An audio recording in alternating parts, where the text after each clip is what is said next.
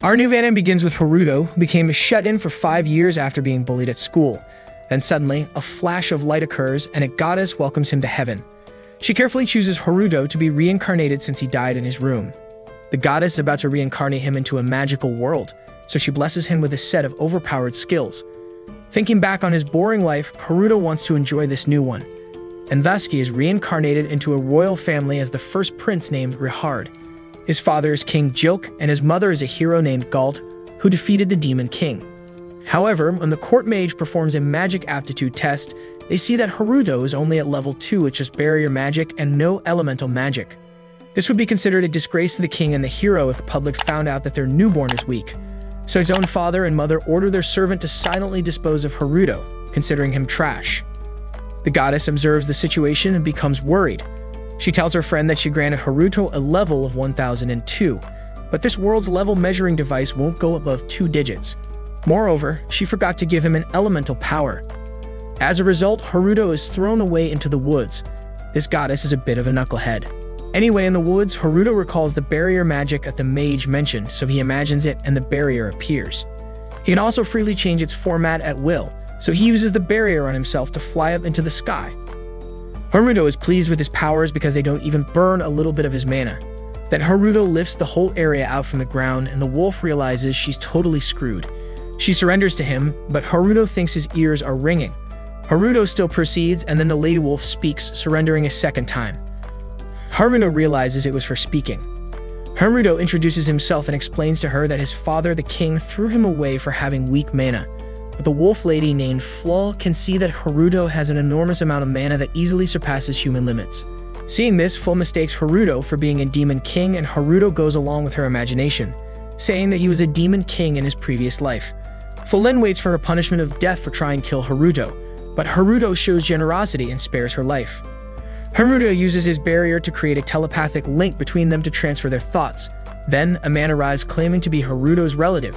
He came to save him and take him in, but Fla claims that Haruto is her master, so he belongs to her.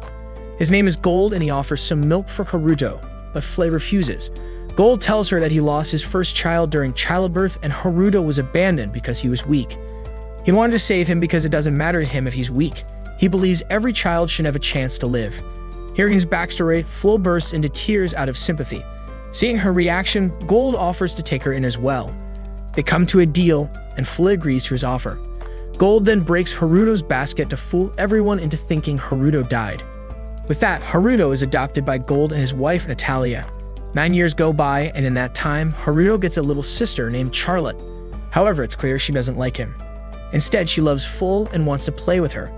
But Fla disagrees as she needs to help Haruto. Haruto asks Fla to go with Charlotte, and she agrees.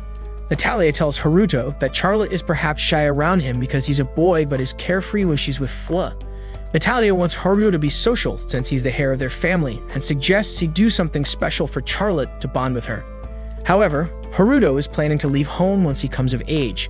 He even made a clone with a barrier, but doesn't move or talk. If he were to go off on his own, naturally Fla would follow him, and if that happens, Charlotte would hate him for her entire life. Then Gold calls Haruto out to the yard because he wants to train him in swordsmanship since Haruto has the lowest amount of mana. Haruto knows he won't get away from it. Also, Gold is a seasoned warrior at the top-notch level, nicknamed Earth-Shattering Warhammer, so Haruto uses a barrier on himself to make up for his lack of physical strength. When Haruto tries to strike, Gold sees the powerful attack and dodges it in time because it's powerful enough to put a dent in the ground. Gold is surprised to his core. However, Haruto still thinks that he's at level 2 because when he tested himself, his level showed as 002. But even with that level, he can do anything he wants with his barrier magic, even if he lacks elemental power. Later that night, Natalia notices that Gold is lost in thought. Gold tells Natalia that he trained Haruto today, but after seeing his powers, he thinks Haruto might be a reincarnation of a demon.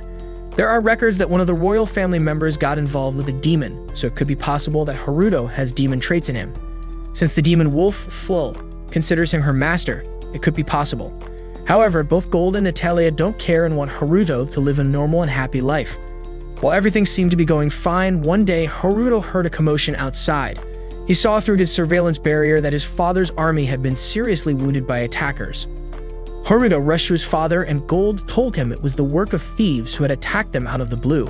Philip blamed Gold for his incompetence, which put Haruto in a bad mood. He healed almost all the wounded soldiers with his barrier magic, but didn't tell anyone he had done so. Later that night, when Haruto woke up to answer nature's call, he saw Phil standing outside his room. Haruto realized she was still upset because he had gotten angry at her earlier. She really was cute.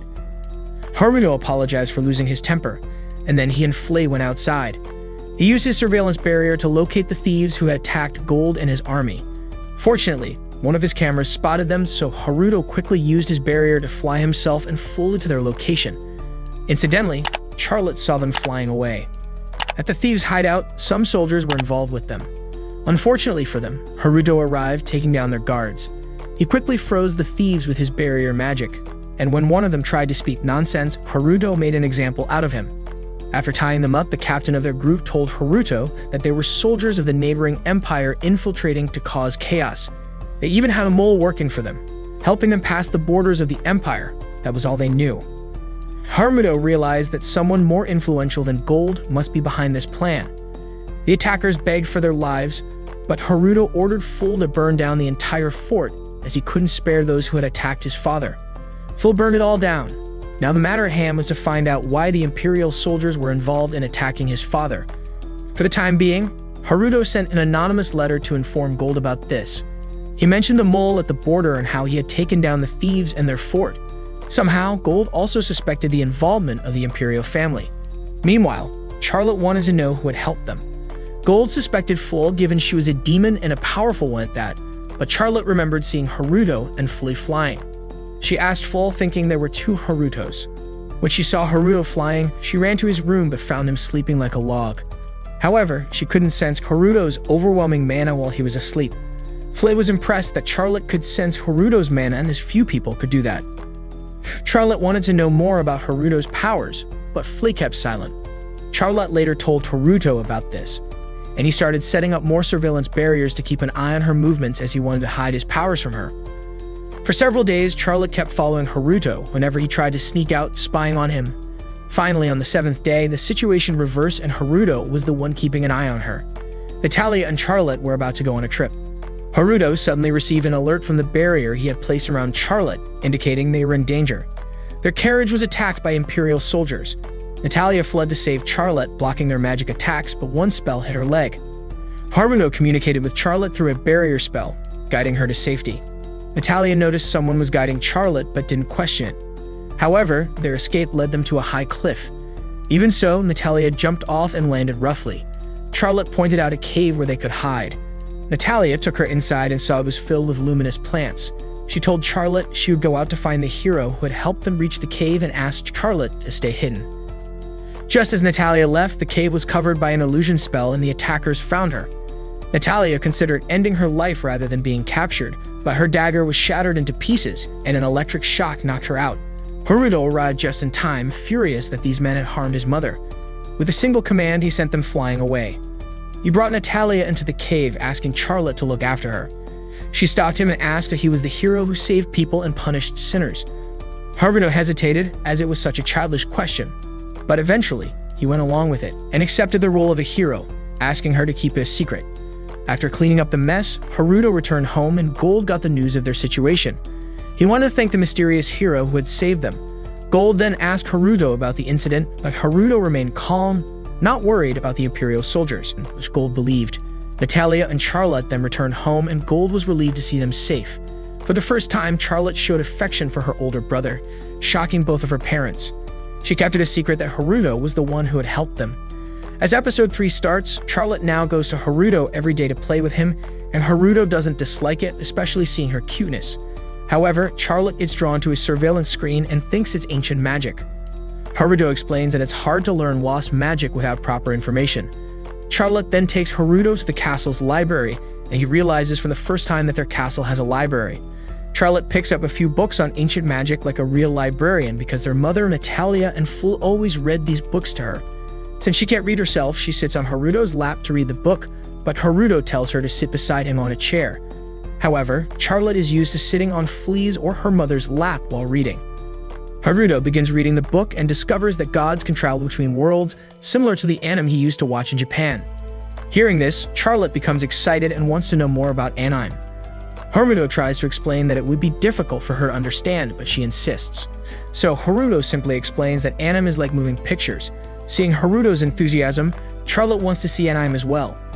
Haruto is swayed by her cuteness, and after 2 weeks, she somehow brings Google into this world. Since there were many genres, Charlotte gets a bit confused, but she eventually chooses a magical girl anime and becomes instantly captivated by it. However, the anime is in Japanese, so she wants to learn the language even though she's still a child. Haruto goes along with it and teaches her the basics.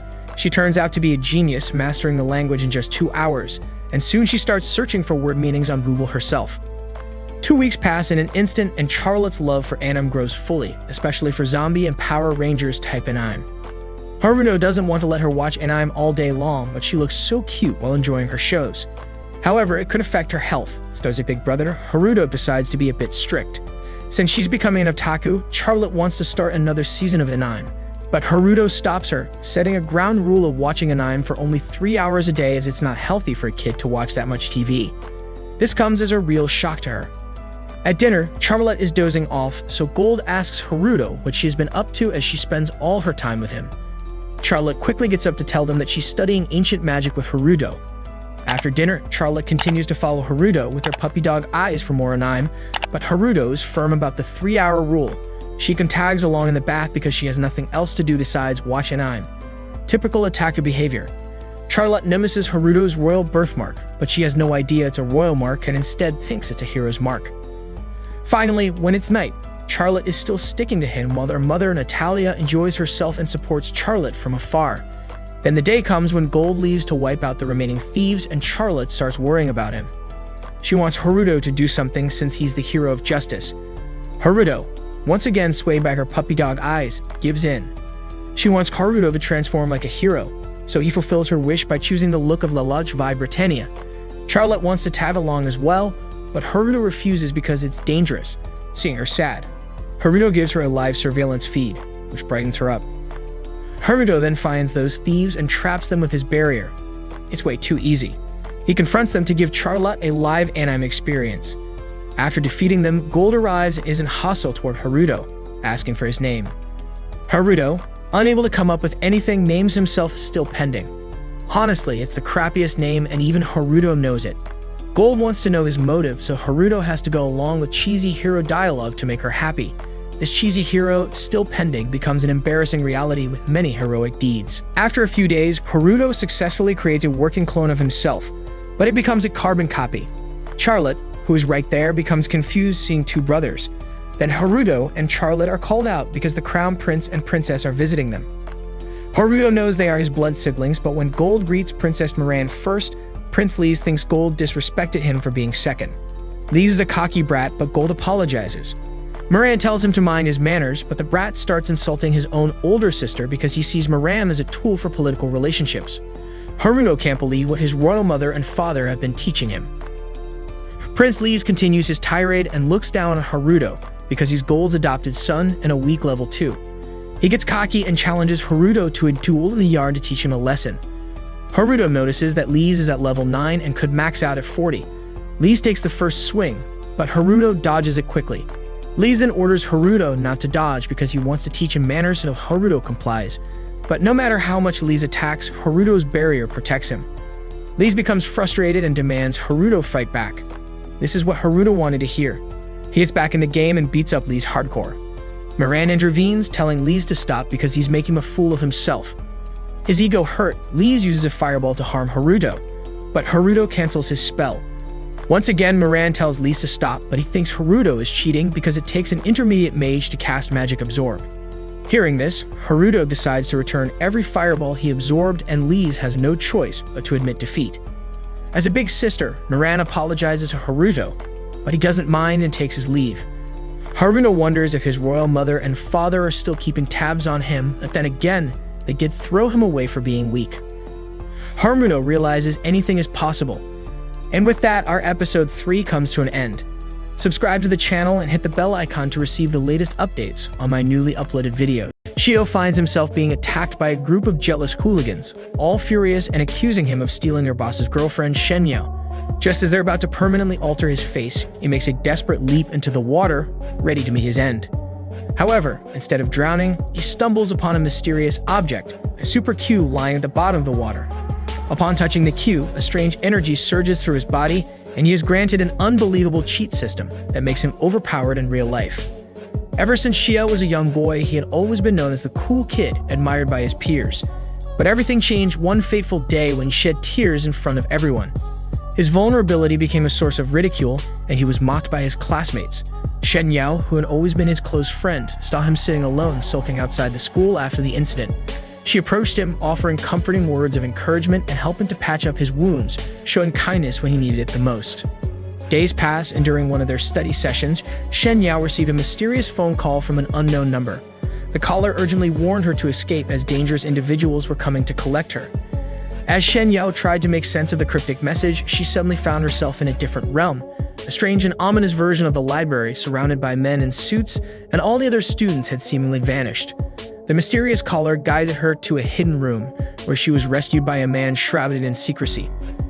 Just as he managed to save her, the man was confronted by a group of relentless attackers armed with energy guns.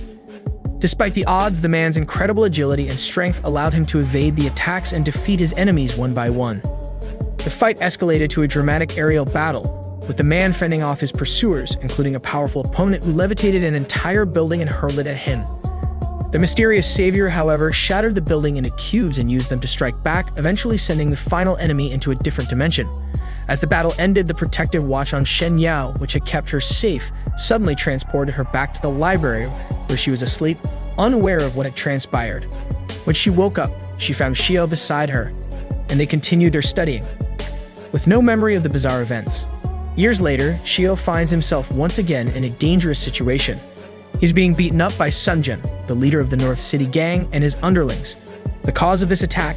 Shen Yao's confession of her feelings to Xiao in front of their friends. Sun Jun, a possessive admirer of Shen Yao, had taken it upon himself to teach Xiao a lesson. As the hooligans beat Xiao near a water bridge, Sun Jun FaceTimes Shen Yao, using Xiao's phone to show her the consequences of being involved with someone else. Although Shen Yao protests, Sun Jun is determined to punish Xiao. Just as Xiao refuses to back down, he headbutts one of the gang members and leaps into the water to escape his attackers. Sun Jun's men are furious and frantic, shouting for Xiao to stop playing around and emerge from the water. But Xiao, sinking deeper and deeper, is consumed by despair, feeling like a useless failure for not being able to protect the girl he loves. Just as he contemplates his impending demise, he notices something shining at the bottom of the water. Curious, he investigates and discovers a glowing cube. Upon touching it, the cube enters his body and begins to burn with intense energy, causing him excruciating pain. He soon finds himself within a cosmic cube, unsure of what's happening. A voice from within the cube informs him that he now possesses the ability to teleport within a 15-meter radius of the cube's location. Before Xiao can fully comprehend the situation, he is teleported into the air above the water, panicking and thinking he's about to fall to his death. Instead, he discovers that he's floating, unable to make sense of the strange turn of events. Below, the hooligans continue searching for him, while Sun Jun, sensing a strange presence, looks up only to find nothing. Xiao, however, has already been teleported to a classroom. Confused and disoriented, he is bombarded with questions by the voice within the cube, which is now communicating directly with him, where he's not spotted by a guard. The cube transports him back to his room. As he cleans himself up, Xiao receives a phone call from Shen Yao, who had been worried since she saw him fall into the water.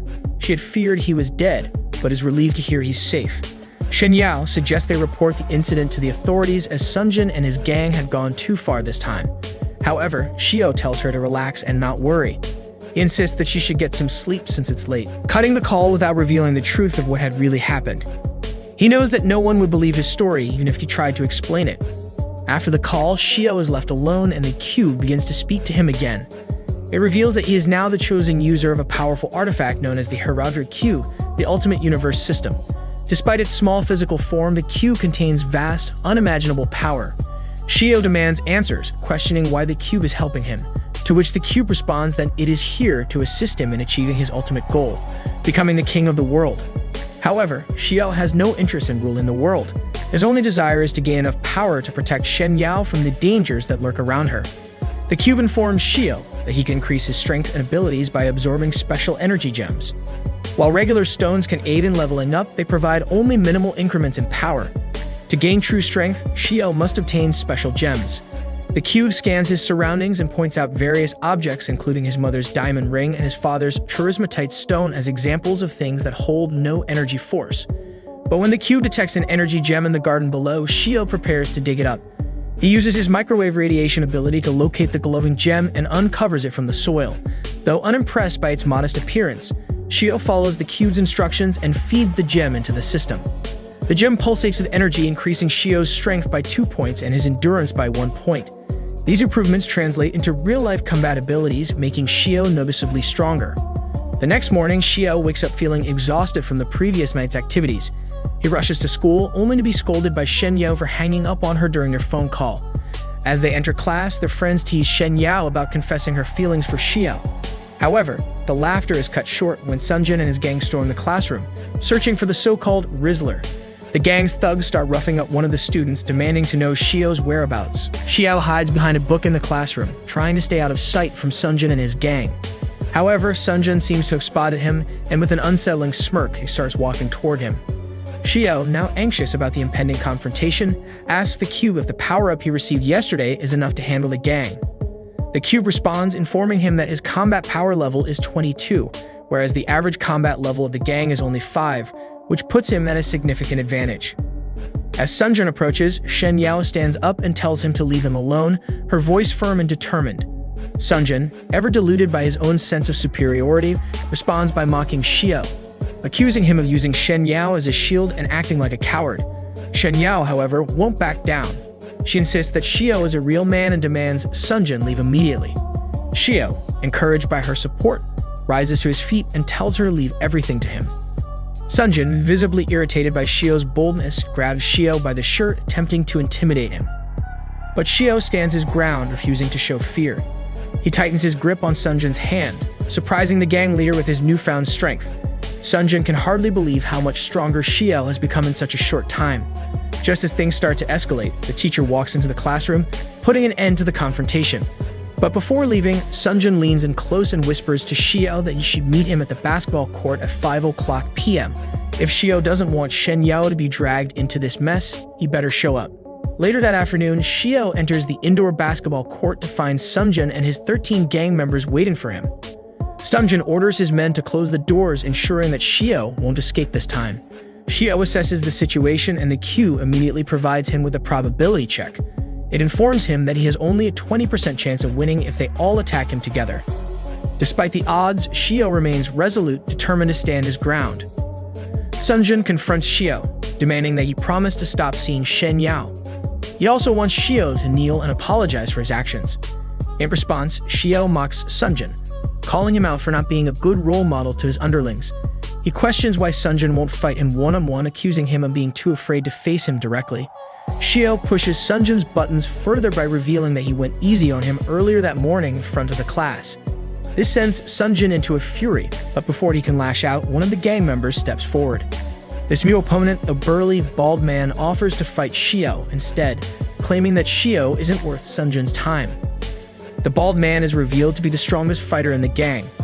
The cube, however, reassures Shio that he has nothing to fear, as the bald man's combat level is only 10, far below Shio's current abilities. The bald man begins the fight by throwing a basketball at Shio, but he easily dodges it. The gang member follows up with a barrage of punches, but Shio evades each one with swift movements. Meanwhile, Shen Yao grows increasingly concerned as she tries calling Shio, but he doesn't answer.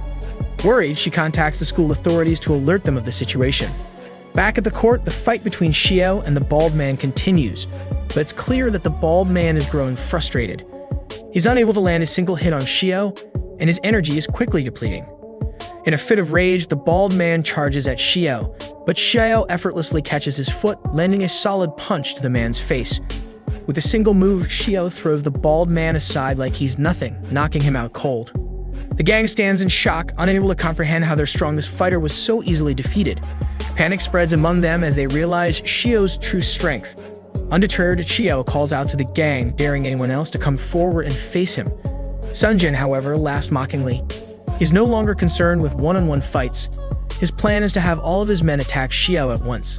The cube analyzes the situation again and informs Shio that his chances of winning have now increased to 30%, following the defeat of the bald man. The The gang begins to chant, preparing to overwhelm Xiao with their numbers. But Xiao was undeterred. With the help of the system, he is able to keep up with their moves, dodging and countering their attacks. He takes down 2 more of the gang members in quick succession. The gang, seeing their numbers starting to dwindle, resorts to dirty tactics. One of them tries to sneak up on Xiao, but Xiao, quick to adapt, kicks him in the groin, sending the man flying into the air. Sunjin, now growing desperate, urges his remaining men to attack with everything they've got. Xiao, however, uses the entire court to his advantage, maneuvering around the gang and getting the upper hand. Despite their overwhelming numbers, the gang manages to land a few hits on him. Xiao, now visibly annoyed by their cowardly tactics, decides to take matters into his own hands. With an impressive display of strength, he grabs one of the gang members by the legs, spins him around like a ragdoll, and throws him directly into Sunjin's face. As Sunjin staggers, recovering from the blow, he looks around and realizes with dread that Xiao has already defeated every last one of his men. Fear fills his eyes as he realizes that he has messed with the wrong person. Xiao, with a cold and confident stride, begins walking toward him, the tension in the air palpable. Sunjin's bravado fades, replaced by sheer terror as he understands that Xiao is no longer someone he can intimidate or control. The system alerts Xiao that he is completely exhausted and can no longer continue fighting. Sunjin, unaware of Xiao's condition, begins to scream in terror, tears and snot streaming down his face as he begs Xiao not to approach him. Just as Xiao prepares to deal with him, the lights in the gym suddenly flicker on and a rival gang from the South City enters. The new gang members start mocking Sunjin and his North City crew for being weak and losing to a single rookie. The leader of the South City gang, named Juan, steps forward and orders Sunjin to relinquish his position as the boss of the city, claiming that Sunjin is too weak to hold that role. Xiao, tired of the endless chatter, just wants to give Sunjin a final warning, telling him to never interfere with Shen Yao again. But Juan takes offense at Xiao's interruption and sees this as the perfect opportunity to show Sunjin how a true leader handles things and how to properly deliver a beatdown. The system, concerned for Xiao's well-being, advises him to flee as he's not in any condition to fight. However, Juan and his gang don't give Xiao a chance to escape. Since the cube is in Xiao's house, not directly with him, he cannot teleport out of the gym's radius. The system then directs him toward the edge of the teleportation zone, guiding him just in time for Xiao to teleport out of the gym, avoiding capture by the South City gang. Now that Xiao knows the boundaries of his teleportation range, he decides to use his abilities strategically. He turns off the lights and begins to ambush Juan and his gang, using the darkness to his advantage.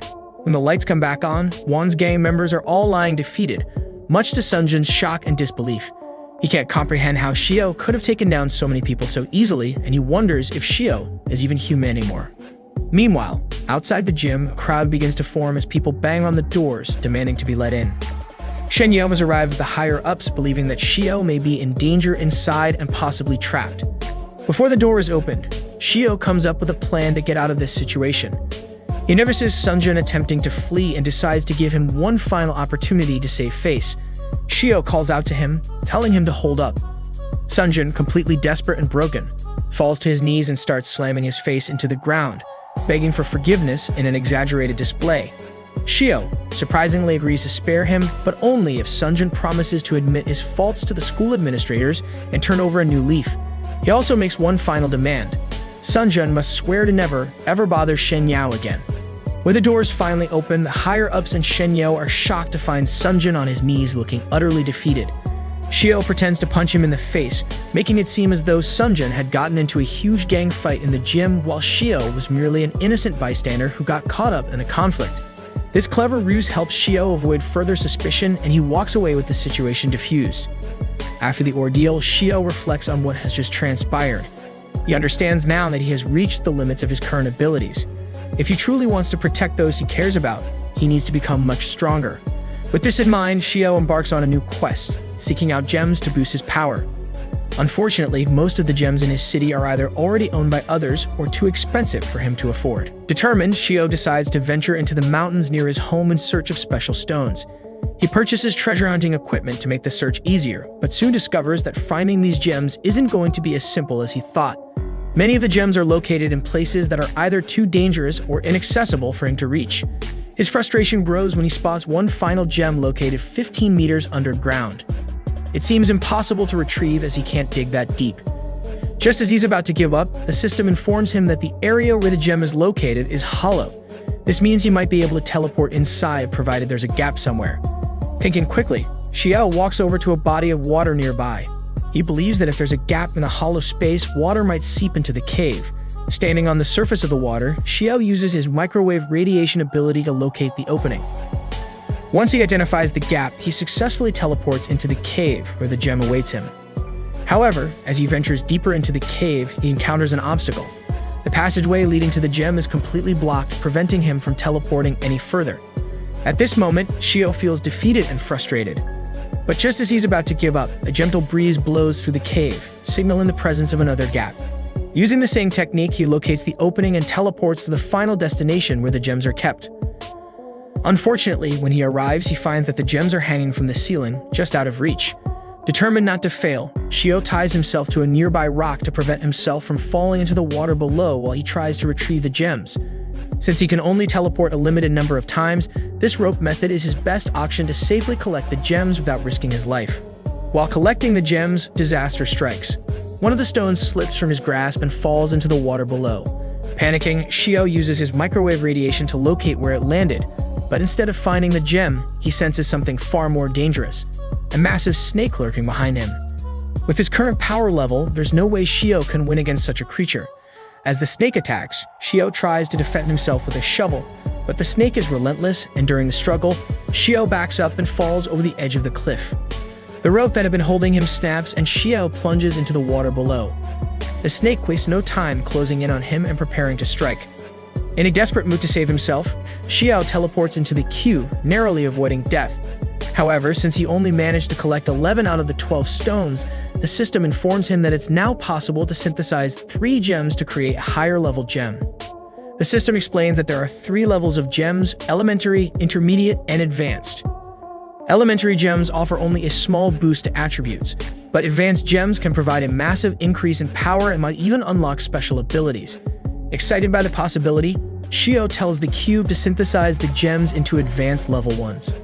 The system agrees but informs him that it will take 100 hours to complete the synthesis. Xiao is devastated by the wait, but the cube suggests that he absorb the remaining 2 gems he collected to level up. This will allow him to gain enough strength to defeat the giant snake when the time comes. After absorbing the 2 gems, Xiao teleports back into the cave. Thanks to his enhanced speed and spiritual attributes, he is now able to defeat the snake with ease.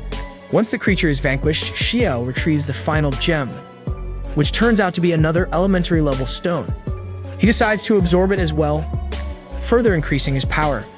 Meanwhile, outside the gym, Sunjun and Wan, still reeling from their defeat at Xiao's hands, find themselves bonding over their shared humiliation. They decide to go out drinking and plot their revenge on Xiao, vowing to get back at him for everything he's done. Meanwhile, Sunjun and Wan meet at a club. Wan's hell-bent on getting revenge against Huang. He wants to settle the score once and for all.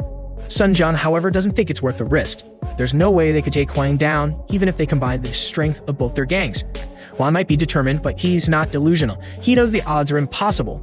But then Huang reveals that he has a plan. He tells Sunjun that Lu is back in town. The moment Sunjun hears that name, his face turns pale with fear. He yells at Wan, warning him that even thinking about involving Lu is a death sentence. Wan insists he's not dumb enough to ask Lu for help directly. However, he is dumb enough to think he can manipulate Lu into taking out Huang for them. Wan reminds Sunjun that the reason Lu left town 2 years ago was because he got into a fight with someone even stronger than him, a man named Xiu Xin. Sunjun doesn't know much about Xiu, but he does recall that he had some connection to Xinyao. The next day, he was supposed to meet Xinyao for a date, but she was late. When he tried calling her, there was no answer. It was strange. Xinyao never ignored his calls. He figured she might just be busy, so he waited. But then he overheard someone nearby talking about a violent incident at her apartment complex. Wan immediately took off running. When he arrived, the place was crawling with police. Xinyao's mother was in tears. Xinyao had been kidnapped. The police promised to investigate, but Wang wasn't going to wait.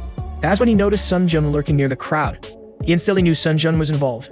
Later, in a dark alley, Wang cornered him and demanded answers. At first, Sunjun played dumb, but after Wang punched a hole in a concrete wall next to his head, Sunjun folded instantly. He spilled everything about Huan's scheme. Meanwhile, Wan was already regretting everything. Lu had figured out that he was being manipulated, and he hated being used. But he also hated Shigu. If Wan's plan could bring Shigu out, Lu was willing to play along. That didn't mean Huan was forgiven. Lu was currently playing golf with Huan's face. In the corner of the room, Xinyao was tied up, terrified after witnessing what Lu had done to Wan. She avoided eye contact, but Lu walked right up to her. He told her he had a few questions, and she better not lie, or her face would be rearranged too. He asked about her connection to Shigu. Xinyao insisted she had no idea who that was. Lu didn't believe her. Records showed Shigu had risked everything to save her, so there was no way she didn't know him. It was possible, though, that Shigu had saved her without ever revealing his identity. Lu's butler voiced his concern. If Shigu did care about Xinyao, it was odd that he hadn't shown up yet. And even if he did, the butler wasn't convinced Lu could win against him. Despite all the money spent hiring elite fighters, no one really knew how strong Shigu was. It might not be wise to hurt Xinyao without a proper plan. Lu, understanding the risk, backed down. For now, he'd leave Xinyao unharmed. Back with Wang, Sun Jun was finishing the full explanation. Wan's entire plan hinged on using Xinyao to provoke Shigu. Sun Jun reminded Wang about the near kidnapping from years ago. While the public believed a random hero saved her, it was actually Shigu. Since that day, Shigu had stayed hidden. The only time he left a trace was when he broke 2 of Lu's fingers. Lu had been hunting him ever since. Wang decided to exploit that hatred by giving Lu info that led to Shinyao's kidnapping. Sun Jun, for the record, was against the whole thing. Wang had heard enough and let Sun Jun go, since he wasn't part of the plot, and headed off to rescue Xinyao. When he arrived at the construction site, his system warned him 7 powerful martial artists were waiting inside. Wang realized he was in for a real fight. He asked the system if the advanced gem he was waiting on was ready, but still needed 30 minutes to synthesize. He could wait for his power boost, but Xinyao could be in danger and didn't have time. As he walked toward the building, Lu and his crew spotted him. Though Wang wasn't Shigu, Lu thought it would be entertaining to toy with him. He ordered his fighters to attack, but only one at a time. Jumping Wang all at once wouldn't be fun to watch. Wang walked up to the front gate, ready for the battle of his... A young warrior named Jinta has sworn to protect a priestess in a secluded mountain village. When demons emerge to threaten the shrine, he is sent into the forest to hunt them down. But what he discovers there alters his fate forever, setting him on a journey that spans space and time. As he traverses centuries of history, Jinta is forced to confront his dark destiny and unravel the truth behind a single haunting question. Why does he wield the sword? The anime begins in 1830, with a young girl screaming as she is brutally beaten by her father. She pleads for help from a boy named Genta, who watches in despair, unable to intervene.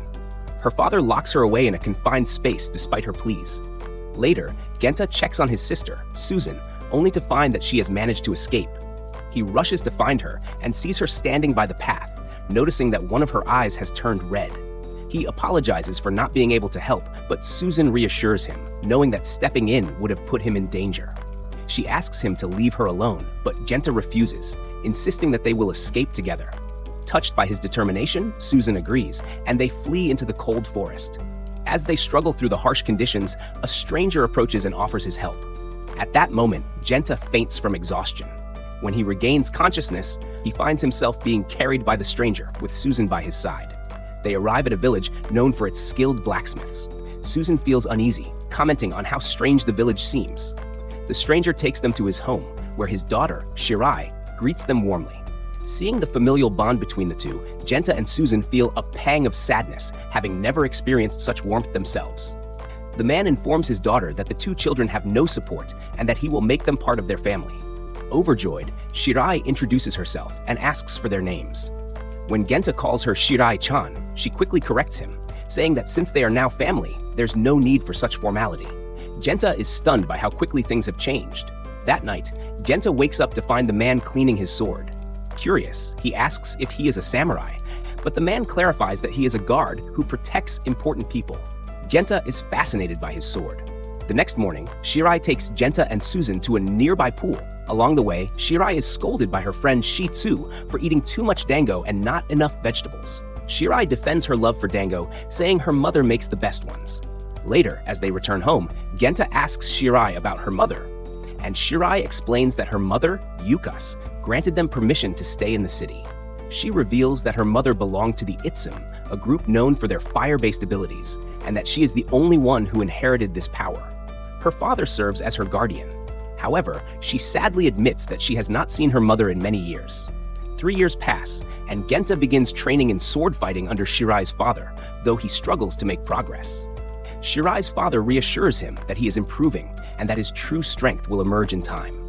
Before leaving for work, he reminds Shirai to take care of the sword, and they exchange their goodbyes. Shirai checks on Genta, playfully reminding him that as his big sister, she must encourage him. Genta insists that he is older than her, but Shirai jokingly counters that she is more organized, which makes her the older sibling. Susan joins them, and they share a light-hearted moment before heading off for breakfast.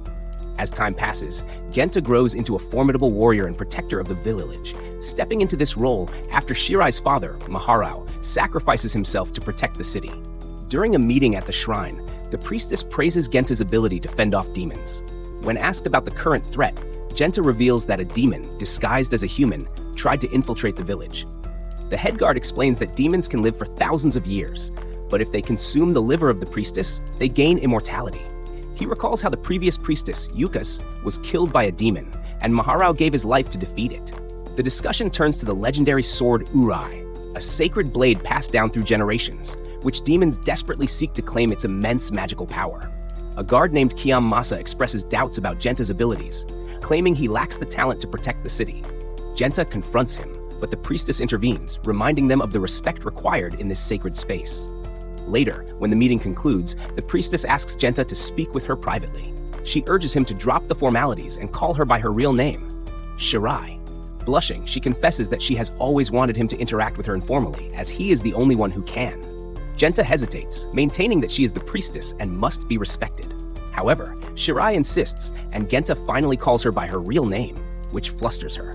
She expresses her guilt for relying on him so much, but Genta reassures her, promising to always protect her. Meanwhile, Susan sneaks into the shrine to see Genta, despite the risk of execution if caught. She explains that she missed him as he had not returned home in 3 days due to his battles with demons. Genta warns her of the danger and tells her to leave immediately. Before she goes, he hears approaching footsteps and quickly hides her. The head guard arrives, requesting a private audience with Shirai. She complies, and before Genta leaves the room, she entrusts him with the city's safety, hoping he will always remain her protector. Reflecting on the past, Genta remembers when Shirai's mother died and how she was chosen as the new princess in her place. She had expressed her desire to keep the city strong, just as her mother had, and Genta had sworn to protect her, training tirelessly to fulfill that vow. He returns to the present, reaffirming his commitment to his duty. Elsewhere, 2 demons discuss their plans. One of them, a female demon, observes Susan and notes her resemblance to someone she once knew. Back at Genta's house, he wakes up and prepares for the day. Susan playfully adjusts his mask to cover his eyes. Shirai arrives, surprising Genta. She asks him to spend the day with her, and although he hesitates, she insists that she got permission from the leader. The 3 of them share a nostalgic breakfast, reminding them of their happier days together. As Genta and Shirai venture into the village, no one recognizes her as the princess, surprising them both. They stop by a shop run by Chito's mother, who fails to recognize Shirai, but remembers Genta's childhood visits for sweets. Genta enjoys the nostalgic treat while explaining to Shirai that the woman hasn't seen her in years. Shirai reflects on how things have changed and remarks that nothing lasts forever, quoting one of her father's favorite sayings. At their secret meeting place, Shirai thanks Genta for accompanying her, revealing that she has something important to tell him. She announces that she has been arranged to marry Kiyasa, a fellow guard, in order to secure the city's future. Though she confesses that she loves Genta, she acknowledges that she must now live as a princess. She once dreamed of running away with him, but she knows he would never agree to abandon his duty. Genta confirms this, saying that he trained to protect the city and cannot turn his back on that. They realize that their responsibilities have shaped their choices, even if it means sacrificing their personal happiness. Meanwhile, Susan is left alone when a demon approaches her. Elsewhere, Shirai informs Genta of 2 demons spotted in the forest and orders him to eliminate them, while Kiyomasa protects her. Genta sets out to complete his mission but is stopped by Kiyasa, who confronts him about his feelings for Shirai. Genta brushes him off, declaring that protecting the city is his only priority. In the forest, Genta battles a powerful demon. The creature taunts him, speaking of humanity's fleeting existence and the drive to surpass one's limits. Despite being injured, Genta fights back, severing the demon's hand. The demon, impressed by his skill, remarks on the power humans wield through sheer determination. Meanwhile, Susan encounters the female demon, who reveals that Susan is also a demon. She tries to persuade Susan to embrace her true nature, insisting that her love for Genta is what keeps her human. The demon asks if she would use her powers to help him, promising that demons never lie. She extends her hand, but Susan refuses, trembling in fear. The demonist warns Susan that even if she couldn't harm her, she might expose her brother to danger. Then, she asked if Susan would still hold her opinion after seeing the future. She revealed a vision of Shirai's wedding to Kiyomasa, then told Susan she possessed the power of foresight and could share glimpses of the future. Susan, unwilling to hear the truth, summoned the demonist outside and demanded to know if Shirai had really done such a thing. The demonist confirmed it, but Suzun called her a liar. The demonist insisted she would show her the truth, extending her hands once more and telling Suzun that all of this was for her brother. Suzun hesitated before finally reaching out to the demonist. Meanwhile, Jinta continued his battle with the demon. He was forced into the water, but the demon attacked from behind. Jinta asked why it wanted to harm humans, and the demon replied that it was simply in its nature. It explained that it had a specific purpose and was fulfilling it, unlike other demons that attempted to resist their instincts. Jinta declared that he would show no mercy. The demon revealed its absorptive powers, stating that it consumed other demons to grow stronger, altering its very structure. As Jinta attacked, his sword shattered, and his arm was severed due to the demon's immense strength. However, in a desperate move, he grasped the broken blade and plunged it into the demon's body, ultimately killing it. Before dying, the demon revealed that another demon possessed the power of foresight and had foreseen the rise of a greater demon 170 years into the future, one that would rule over the demon children in the city. It explained that this was why they had come to this village in the first place. Stunned, Jinta wondered if there was already a demon living among them. As the dying demon grabbed him, it asked whether, if he discovered those he sought to protect weren't truly worthy, he would still wield his sword for them. Elsewhere, Princess Shirai was confronted by Kyasa, who tried to approach her, but she pushed him away. She insisted that the demons had to be killed by Jinta first. Kyasa, however, argued that now was the right time for them to be married.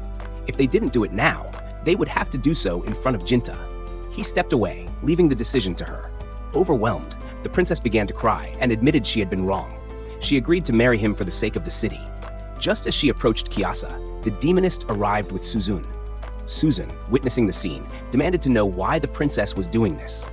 Jinta regained consciousness, shocked to find his severed arm restored. He rushed back to the city, only to find it completely engulfed in flames. At the princess's house, Suzun confronted Shirai, accusing her of betraying Jinta. She had worked hard to bring them together because she wanted Jinta to be happy, but now Shirai was doing this? The princess tried to defend herself, saying she appreciated Suzun's efforts, but she had a duty as the princess to protect the city, even if it meant letting go of her love. Suzun was furious and removed her blindfold, laughing bitterly. The demonist reinforced Suzun's anger, reminding her that while Jinta risked his life in the woods, the princess was in another man's arms, betraying him. Enraged, Suzun declared that it would be better if Shirai were dead. In that moment, Suzun transformed into a demonist, her body surrounded by dark smoke. She declared that the princess had to die. Kyasa tried to intervene, but the demonist struck him down.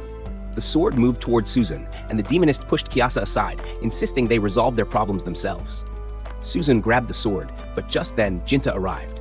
Shirai ran toward him, embracing him, but her head was severed while in his arms.